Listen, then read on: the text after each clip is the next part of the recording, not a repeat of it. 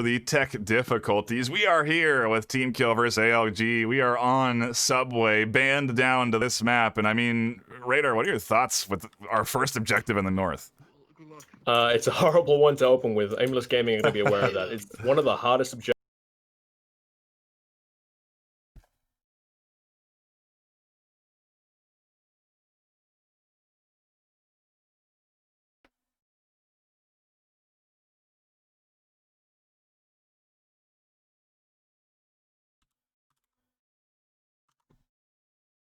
Tech difficulties here. Apologies for that. Hopefully we can have this sorted in a second.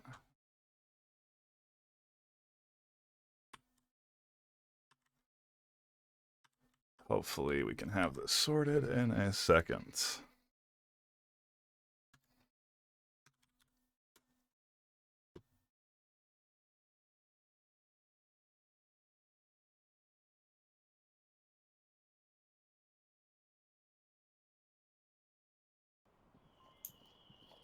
Okay, we are back. Apologies, I had a brief hiccup there, but I think everything's sorted. An early kill came out there. Radar, what happened? A nade? So, Seaquick pushed up aggressively, heard where they were, dropped a frag directly on top of two of TeamKill's players, killing one and downing the other. He's not moved up to finish off Kiri. He tried to finish off Kiri, but he was shielded by his dead teammate. But Kiri is still down. Not out, but a res will be unlikely. Yeah, way over there on that north stairwell. Going to be pretty hard to get scooped up. B6, Cam Street, and not now. Noto now. Noto now. Are here in the upper stairwell. They have to make their entry down in from the center and approach the three defending around OBJ.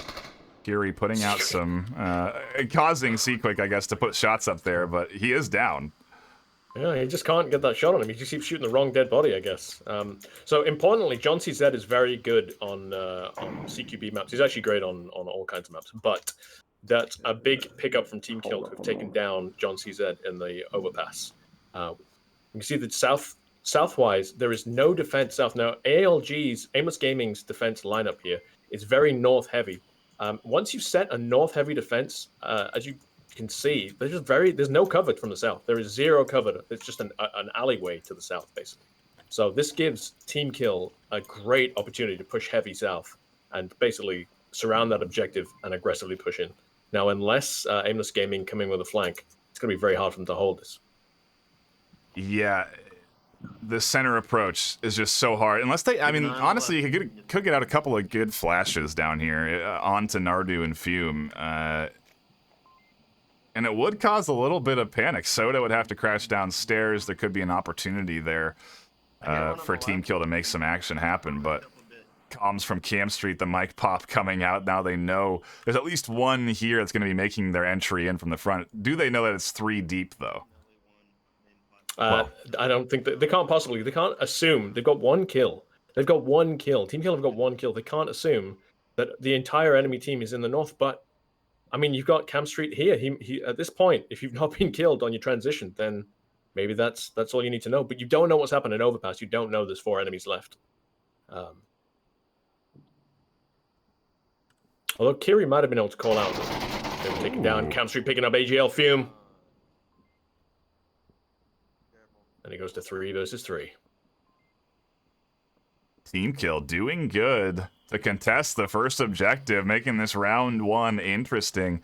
And Seaquick's still way up there because he still thinks there's a player that's been up there because of the comms from that down teammate. There's another one by him, I think he's talking. Soda and Nardu are 2v3 right now. They're gonna start pushing. I really don't know how this is going to go down. I mean, Me neither. If Turtle can push up and give them a bit more strength on the objective, Turtle's way back, considering there's 48 seconds left. I think he's watching for a flank or something, but he needs to move up and be in position to support Cam Street as Cam Street gets taken down by Soda. Such a risky move to make to re-peek the same angle after getting a kill there. Now comes in the utility. Everyone seems to dodge and tuck in off of that. Soda getting some shots out now as Noto comes around. But he's not getting reinforced. He needs Turtle to here to help him and put a couple rounds down range. Nardu gets 1 kill, and now it's a 3v1. I don't understand. So unless TeamKill didn't wow and Aimless Gaming managed to hold. Now they were in. I mean, I've got to say, Aimless Gaming were in a really bad position there. Yeah. If there had been some efficient use of grenades and flashbangs, that really could have been a completely different turnaround there. But all we saw was a single flashbang come out, and I think that was TeamKill's downfall. Yeah, a rough start for them out the gate with that nade coming out and getting them, but either way, a pretty close round one for what these disparity is in ranking. That is, I mean, geez, that is right there to be up with ALG like that. That's a really good start for TeamKill. If anything, a confidence booster, right? Yes and no. I mean, they don't. Again, they're not quite sure how they went into that, and they have to know the strength of ALG, the team they're going against. So I guess there is hope there. It wasn't like it was a 5-0 shutdown, you know. So there is that, and I guess if you can see that there's a potential for victory, then you can capitalize on that. As long as you don't get shut down straight out the gate and you don't get completely demoralized.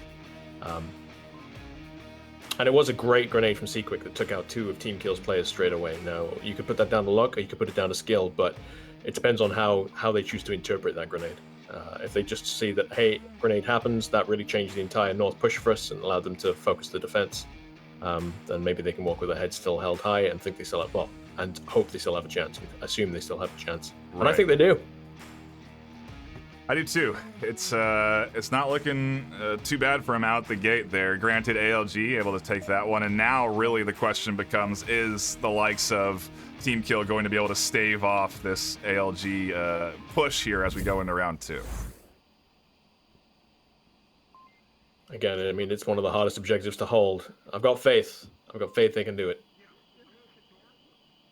I do too. I'm interested to see exactly what we get here, but TeamKill comes on point still. They seem to be focused, not too down yet off of round 1, and see if they can carry that momentum through this whole Challenger Cup, because like we've been saying, it takes a good amount of effort to work your way up and become that victor. Oh yeah, absolutely, and that's one of the reasons. I mean, I'm almost regretful that I'm casting and not watching the Challenger Cup, because for me, again, it's just pure joy seeing these teams that may never have faced each other, just facing each other in tandem. And look at Fume here, pushing up almost by himself as Grenade hurtles past him. It might pick up Soda. It does not. And then Fume picks up Navi. And now this defense is in trouble. Really, Turtle, the only one holding this stairwell, and they got a shield coming down with LMG Overwatch. It's going to be incredibly hard to peek this corner. The nades are just missing that shield user. And now Sir Turtle in a really tough spot as Fume finds a kill. Sequick finding Kiri as well from the south, picking up a defender who was floating. And this is a wide open objective now. There's only, wow, in all that time, now there's only 2 defenders left, neither of which are responding to the fact the objective is open and it's a cap. Seeing that veteran experience of ALG coming into play here. And you know, this is, again, worth pointing out that you have this disparity, so to speak, in skill range in the early rounds, right? It's just how the round robin works, because there's such a diverse pool, and because we let any team register, you can have teams that maybe necessarily wouldn't face off against each other in regular season. I don't think TeamKill would really ever get the opportunity to go up against ALG in that sort of regular season. Maybe next season. Yeah. Not this season, as they're still finding the feet. But I think TeamKill had a good opportunity there if they just cocked that grenade and actually held onto it, let it fuse burn out for a little bit longer before throwing it, because it landed perfectly and could have potentially taken out 2 of Aimless Gaming's backline. Unfortunately, it was a rush grenade and then a followed-up rush grenade from the corner, a bit of a panic situation. But then a lack of panic from the last 2 defenders not collapsing on the objective, as they perhaps should have. Tough to handle that under pressure. We talk about the pressure being an element as well in this Challenger Cup, and if you're not a team that's familiar with sort of being in a tournament spot, it can affect your mentality going into rounds. And I think that's definitely one thing that happens when you get those early losses like that, when you lose 1 or 2 out right away and you're not checking your pad, you're not staying on top of your comms, and you're not being constantly aware. The pressure sort of tunnel visions you, and caps like that can happen. Oh, absolutely. And you saw them, you know, Aimless Gaming didn't waste a beat. They know they'd opened up the objective. They didn't wait to see what was going to happen next. They just pushed in and got the cap. And that's another key definer of a team with experience. They know when they've got the opportunity. Yep, absolutely, and they capitalize on it. They don't necessarily let it go squandered and allow the team to rotate and get set up appropriately. And now we go to an underground basement objective. Interesting to see how ALG defend. Historically, this is a sort of locked in. I don't know. I'd say for Volk, but I've seen Marsoc taking this objective more often than not. And predominantly for me, I've seen them take it when you've got a strong coordinated push through the basement, which I see John CZ is almost immediately shut down as he takes out one of TeamKill's players straight off the bat. Two more still holding a back line. Now, it's odd to see that the shield player wasn't the first one in, but from a different angle, the guy without the shield was holding the north side of the tunnels, of the basement tunnels. And we've got Kiri here rocking a shield on the south side, pushing up slowly to John CZ. Now, you would have expected him to push forward and get that intel. But a little team a little bit out of sync at the moment.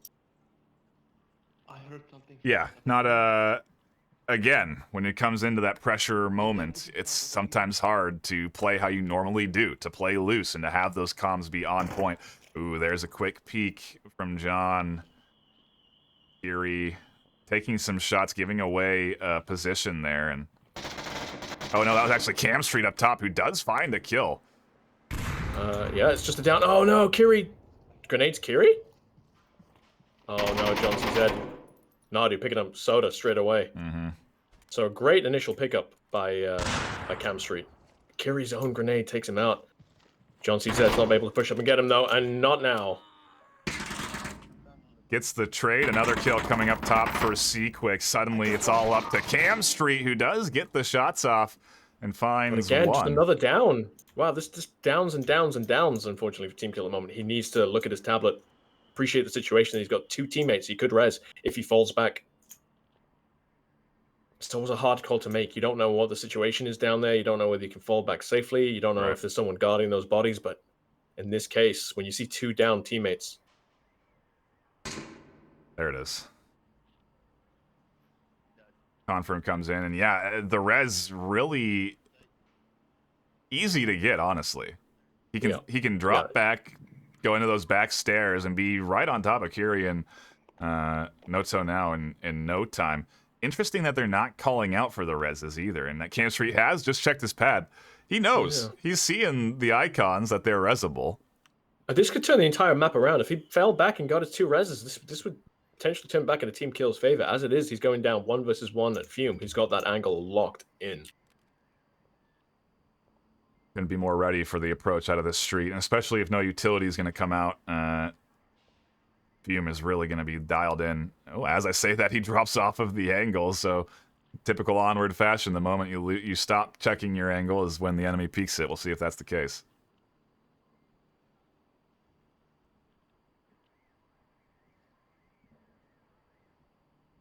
Here it comes. This is the crux moment now.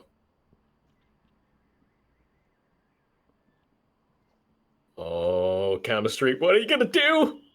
How does he... Well, there's a perfect flash. Fume not following up on the flash, though. Cam Street. And the flash wears off. Cam Street back up. And it's a trade. Wow. And there you go, ladies and gentlemen. Aimless Gaming taking game number 1. Not necessarily out... not necessarily something crazy or what we wouldn't expect here today, but a solid performance from ALG either way. They're coming out of the gate looking strong as expected from this team, right? I mean, this is sort of what we anticipated here from ALG. They were definitely a team that I wanted to watch as a bit of a powerhouse, and round 1 of the round robin proves that true so far. I mean, I'll say this with TeamKill. I mean, they had some good moments, good individual moments, and if they can just get the team cohesion to work and just a little bit more of the a bit more advanced plays and understanding when to collapse, when, better angles to hold for objectives, I can definitely see Diamond and RF here as long as they just keep at it. They had some good approaches. They had the right idea, but there's just a little bit of cohesion missing for them at the moment. Which maybe that'll pick up. Maybe as they move forward throughout this through the Challenger Cup, we'll just see them heating up. Yeah. could be the case indeed. And again, this is why you want to have multi-streams up, because some games are faster than others, and I'm sure over on channels 1 and 2, 1 and 3, there's some action you can still tune into. But until then, we will cut to a intermission and be patiently waiting for the beginning of round 2, where we'll have another game right here. Don't miss it. We'll be right back.